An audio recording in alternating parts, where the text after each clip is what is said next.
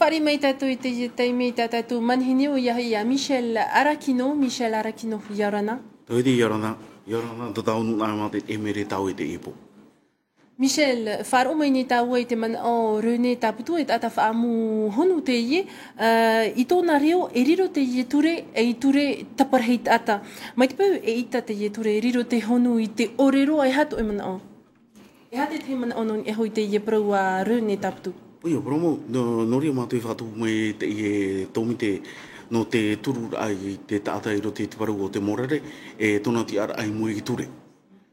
No te hapi rai to tau anu ai te veni te ie ture I whanau ia mai e to tau a whatere no mowhea whatere re to tau whenua.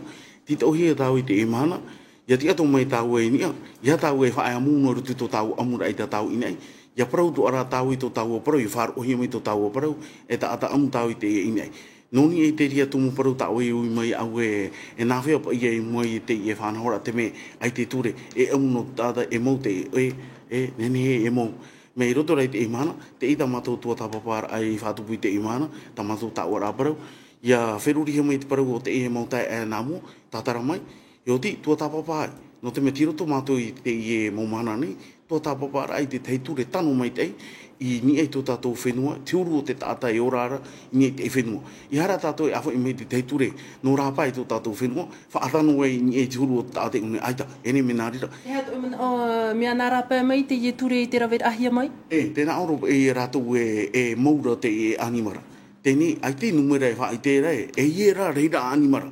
Ia tai o mai tau e te reira o te animara e te pare I ara, wa hau I e te mirioni I te motahiti. E ni e te whanahora, te tia rua ture e te maura, nā te tupa ino I ara, te e animara. E nā o pātau te parau, whanahoi te tehi parau āno te haanahora I te papature, I roto I tō tātou apora e whatare nei tō tātou whenua. I hapapu me te I aroet o hia te parau, o te tāta e amure te honu, no te me e te atu maa o hi e vi. No ria mātui whatupu e te I e tomite, no te hare rai parupura I tō tātou mowhea, no te hapapura e rātou, e te tātou e nene e wainoa, ni e te parau rā, ina I tupuna te e nā mātou, e nene mātou e amumita mātou hina aro. E hawi he tātou e ture, tara ia te hoa.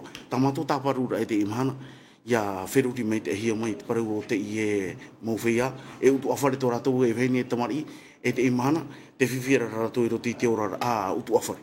Mai te mea noa tu e manu ia te ianir a tautu, I te mea wani o tau e ia iritihia mai te ie mau whea ihitei mai te whare auri, whare tāpiara, te aura, te mou ata atoa te nenhe tautei au rei taparhei te ie animara.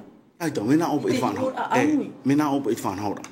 Ia tātarangi men e te I mō te no te tamaru I te I e mamai, e te itu awhare e waire roti te mamai. No te me te I mamai, e te one whaia. Mi trahoi ta taputu e parura, whanoi me te I papature no te tapareira I tata. E tamatu e ti ara, e nipa e matu e ti ara no te animara.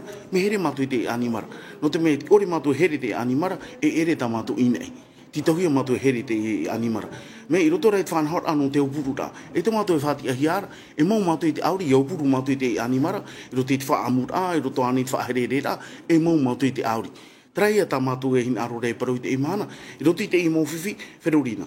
Tra whiwhi, e ne one hartu I te nei, e ra hartu nei te rei, e hata tātou e hina aro. Nā aro ra tātou I a tai tātou ni te tei whai tō e whiwhiro tātou te taata e te taata, e ore rā, e wheruri tātou I te tei papature, ia wheruri hia te amur ai te inei, e te whaahotu rā, I mati te o te rātere e aura te e mowhea, e hi a aini te mati te animare ro tidmiti. Michel, e wir a hope e aro nā taua, e tata te turu nei a nei o e te parau no te taparhei a I te honu no te imir ai te fuwha. Aita, tēnā oro e roti tau mau tumu parau I hou o tomo mai roti te ura au te I e parau o te animara, tēnā oro e taitua o I moorea, e tāta amu honu o. Wariru o I te e mahana, mi te ho e tāta ia I tau inai, I raru ai te I e ture. E parau rau iha, I fo tātou e te e mahana, ia whanaho, tei ora au te I animara, ati e tō tātou moana, no te mei te e mahani e papu mai au, e pēna e mutu I tei ohia te e animara. E hanere ahuru mawa au motu e wainei I roti tō tātou o tia moana. Ea tātou reini awe ia. Nā ora mātou e tei o mai tei. I roto I tei ora, ha teime, tau tei rā. I oti e whānao, I te tauahi whaamura I te e animara, ia ne ke tātou ara e whānao. I rote te parau rondo whaere a e te parau no te amura i tamato inei. Tara tamato wha. Michel, araki no maruru mai te eit wharirei tamato tau ano te iepo I whaituitu. Maruru.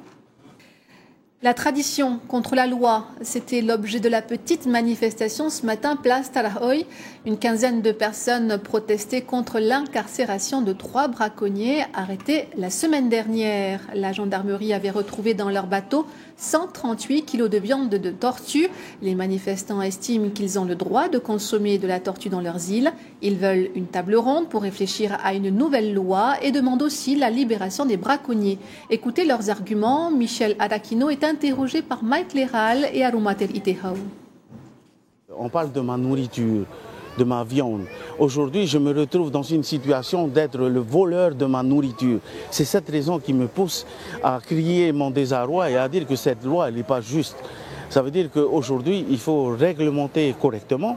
Ça veut dire que mettre le débat au milieu de la table et débattre sur les intérêts des uns et des autres.